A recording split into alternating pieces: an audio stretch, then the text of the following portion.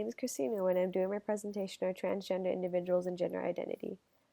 So the first thing we need to do is define transgender individuals. A transgender is a term for people whose gender identity, expression, or behavior is different from those typically associated with their assigned sex at birth.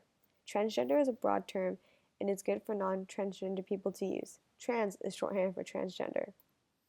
So a transgender man is a term for a transgender individual who currently identifies as a man, and a transgender woman is a term for a transgender individual who currently identifies as a woman.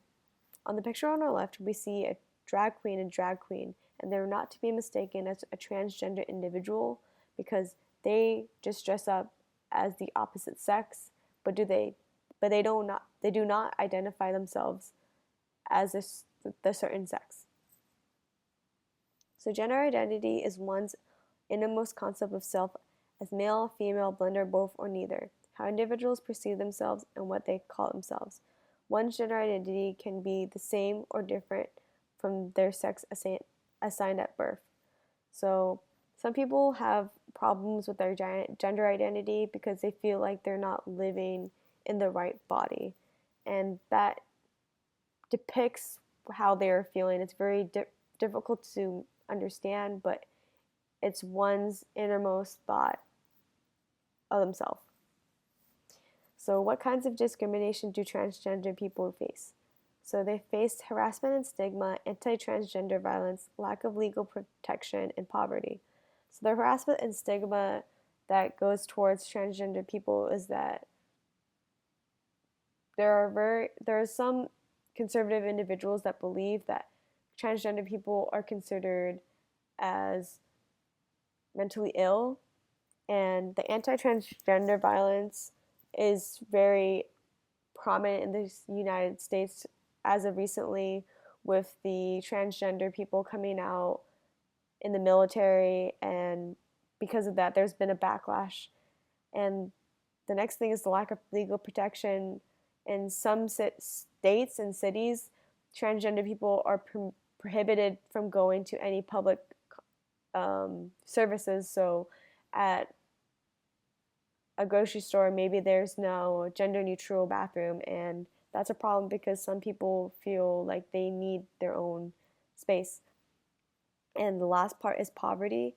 So a lot of transgender individuals who enter into the job market are less likely to get hired because they are transgendered, and because they're not getting these high paying jobs, it leads them to poverty. So the next thing we have to do is find ways to be supportive of transgender family members, friends, or significant others. The first we have to do is listen closely and trust their experience, because coming out as a transgender individual is not very easy, and we just have to trust that what they're experiencing is legitimate. The second thing is to use your language. So if they want to be associated with he or she, then you use their language. Number 3 is do some research, and the best place to look is the Human Rights Campaign and the National Center for Transgender Equality. And if you just educate yourself about the transgender background and the history, and if you appreciate it, then it helps you to be more supportive towards transgender family members, friends, or significant others. Transgender health advocacy and human rights. So the transgender health as of now are at greater risk of contracting HIV and experience a high incidence of mental health problems like depression. They face discrimination from healthcare providers, a lack of doctors, and the refusal of many national health systems and insurance providers to cover their care. So basically, in our society, transgender health is not really looked up upon because it's such a small niche of people that have come out. And the next part is the advocacy and human rights. So we need to advocate this. We need to speak out and educate others that being transgender is normal.